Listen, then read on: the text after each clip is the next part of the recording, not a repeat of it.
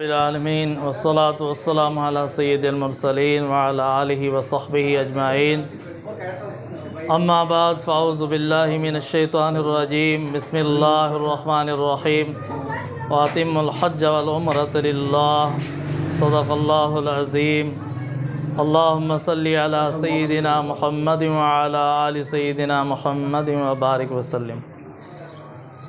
محترم بزرگوں اور دوستو، عزیز بھائیو، الحمدللہ آج ہمارے محترم ہی نہایت قابل احترام قاری عبدالرزاق صاحب جو ڈائریکٹر ان چیف ہیں، ہمارے حافظ ایئر ٹریولز کے،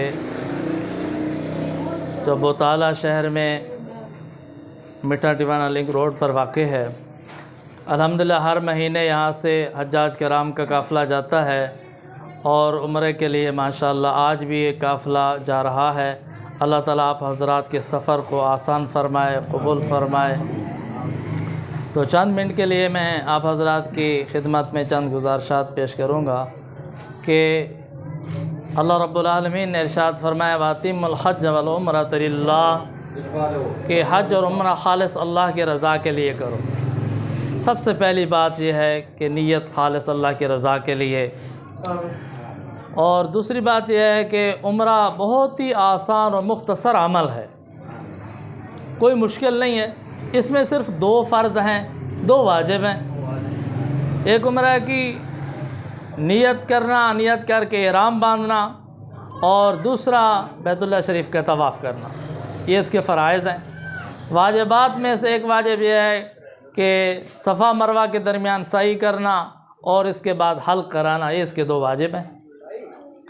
ان 4 چیزوں پر آپ نے بہت زیادہ توجہ دینی ہے۔ اس کے بعد دوسرے سنت اعمال ہیں، نفلی اعمال ہیں۔ تو یہ اللہ تعالیٰ کی بہت بڑی رحمت ہے کہ اللہ تعالیٰ نے اپنے گھر میں آنے کی سعادت بخشی ہے۔ تو وہاں جا کر سب سے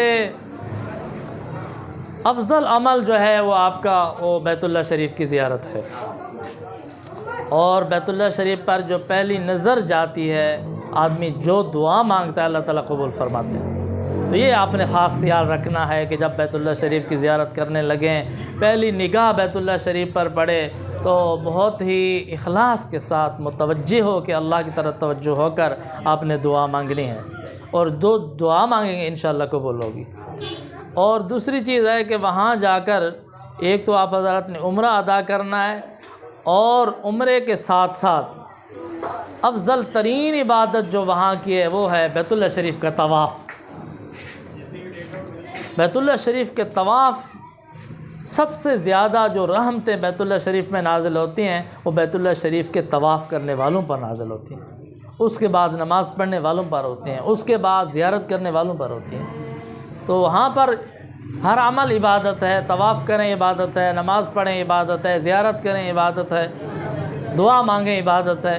تو عبادات بہت ساری ہیں، لیکن سب سے افضل عبادت وہ بیت اللہ شریف کا طواف کرنا ہے۔ اور اسی طرح پھر جو ہے نا آپ نے صفا مروہ کے درمیان سعی کرنی ہے، وہ واجب ہے، آقا علیہ السلام کی سنت ہے، انبیاء علیہ السلام کی سنت ہے۔ اور اس کے بعد آپ نے حلق کرانا ہے یا قصر کرانا ہے، سر کے سارے بال منڈوا دیں یا اس کی مشین پھرا دیں، جو اس کی بھی اجازت ہے، لیکن افضل حلق کرانا ہے، سر کے بال منڈوانے ہیں، اس طرح کے ساتھ منڈوانے، یہ سب سے افضل ہے۔ دوسری صورت بھی جائز ہے، وہ بھی آپ کر سکتے ہیں، حلق کروا سکتے ہیں کہ اس کے بال جو ہے نا آپ مشین کے ذریعے صاف کروا سکتے ہیں۔ تو پہلے آپ نے عمرہ کرنا ہے، پھر اللہ تعالیٰ موقع عطا فرمائیں گے مدینہ شریف میں حاضری کا، تو وہاں بھی بہت بڑی سعادت ہے۔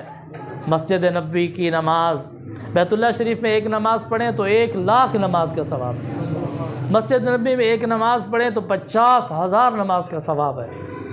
اور آقا علیہ السلام کے زورے کی روضہ اقدس کی زیارت، پھر آقا علیہ السلام کی بارگاہ میں درود و سلام پیش کرنے کی سعادت، یہ بہت بڑی سعادت ہے، بہت بڑی اللہ تعالیٰ کی رحمت ہے۔